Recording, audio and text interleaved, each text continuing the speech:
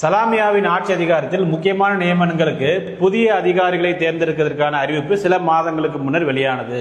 சலாமியாவின் ஆட்சி அதிகாரத்தில் முக்கியமான நியமனங்களுக்கு இந்த குரூப் 2 நியமனம் அறிவிப்பு முன்னாடி ஒரு சில மாதங்களுக்கு முன்னால் வெளியானது. அதான் அவங்க சொல்லியிருக்கிறாங்க. அரசாங்கத்தில் எந்த வேலையாக இருந்தாலும் கமிஷன் பெறுவதிலேயே குறியாக இருக்கும் அமைச்சர்களும் அதிகாரிகளும் இந்த அறிவிப்பிலும் புகுந்து விளையாடி இருக்கிறார்கள். அதாவது இவங்க யார் குற்றம் சொல்கிறார்கள்? அமைச்சர்களையும் அதிகாரிகளையும். அதிகாரிகள்லாம் யாரு? டிஎன்பிசி அதிகாரிகள் தான், வேற யாரும் கிடையாது. முதற்கட்ட தேர்வு முடிந்த உடனேயே வசூலில் இறங்கியவர்கள் சில பதவிகளுக்கு அதிகபட்சமாக 1 கோடி ரூபாய் வரைக்கும் வசூலித்திருக்கிறார்கள். அதாவது அந்த பிரிலிமினரி எக்ஸாம், அதான் முதற்கட்ட எக்ஸாம் முடிஞ்ச உடனே மெயின் எக்ஸாமினேஷனுக்கு செலக்ட் பண்ணக்கூடிய அந்த லிஸ்ட்ல வந்து பாத்தீங்க அப்படின்னா யார் யாரெல்லாம் இருக்கணும்னு சொல்லி இந்த பணம் வாங்கினவங்க என்ன பண்ணிருக்கிறாங்க, டிக் பண்ணிருக்கிறாங்கன்னு சொல்லி இந்த செய்தியில போட்டிருக்கிறான். புதிய அதிகாரிகளுக்கு தேர்வு நடத்தும் ஆணையத்துக்கு சமீபத்தில் பொறுப்பேற்ற அந்த துடிப்பான அதிகாரியிடம் அந்த பட்டியலை கொடுத்திருக்கிறார்கள். அதாவது துடிப்பான அதிகாரினா யாரு? நம்முடைய திரு சண்முகசுந்தரம் ஐஏஎஸ் அவர்கிட்ட இந்தாங்க நாங்க ஒரு லிஸ்ட்டை போடுங்கன்னு சொல்லி மெயின் எக்ஸாமினேஷனுக்கு இவங்க பேர்லாம் இருக்குன்னு சொல்லி லிஸ்ட்டை கொடுத்துருக்கிறாங்க. அந்த பட்டியலை கிழித்து குப்பை தொட்டியில் போட்டிருக்கிறார் அந்த அதிகாரி. அவர் என்ன தூக்கி குப்பை தொட்டியில் வீசிட்டார். நான் தேர்வை வந்து ரொம்ப முறையாக நியாயமாக தான் நடத்துவேன் அப்படிங்கிற மாதிரி சொல்லிட்டார். அதாவது மெரிட் அடிப்படையில் தான் பட்டியல் தயாரிக்க வேண்டும் அப்படின்னு ரொம்ப கராராக சொல்லிட்டார். யாரு? நம்முடைய Shanmugasundaram IAS, controller of examiner.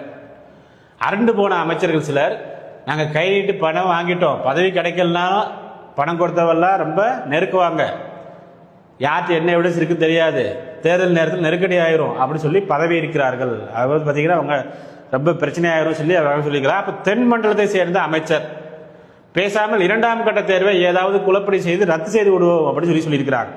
ஆக்சுவலாக வந்து ஒரு பத்திரிகை செய்தி தான் இதில் இருக்கக்கூடிய விஷயங்கள் எல்லாமே 100% உண்மை என்றும் சொல்ல முடியாது, 100% இதை மறுக்கவும் முடியாது. இது வந்து ஒரு குறிப்பிட்ட பத்திரிகை. இப்போ வந்து நம்ம வந்து பொதுவாகவே சொல்லுவாங்க, அதாவது ஒரு நக்கீரன், ஜூனியர் விகடன், இந்த 2 பத்திரிகை நீங்கள் வந்து கம்பேர் பண்ணீங்கன்னு வைங்களேன். நக்கீரனை புதுசாக யாரும் நம்ப மாட்டாங்க, விகடனை நம்புவாங்க.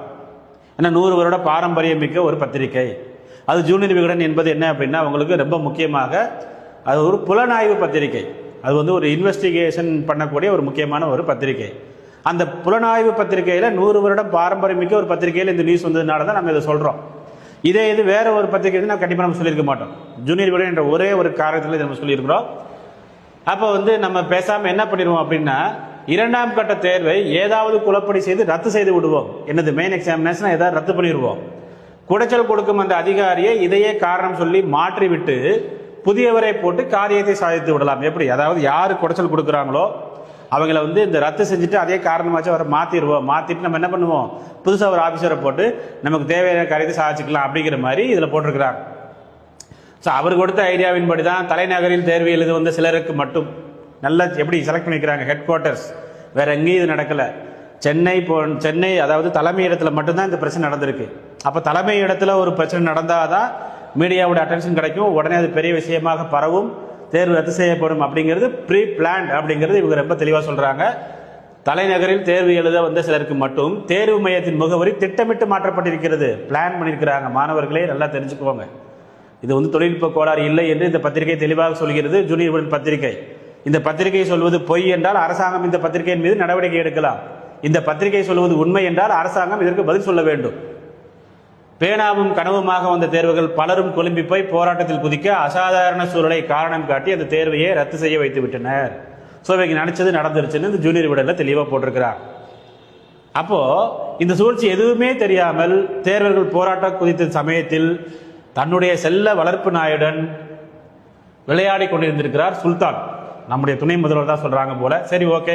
அதாவது இந்த பத்திரிகையை படிக்கும்போது கொஞ்சம் வந்து ரசிக்கும்படியா இருக்கணும்ல, அதனால நம்முடைய துணை முதல்வர் வந்து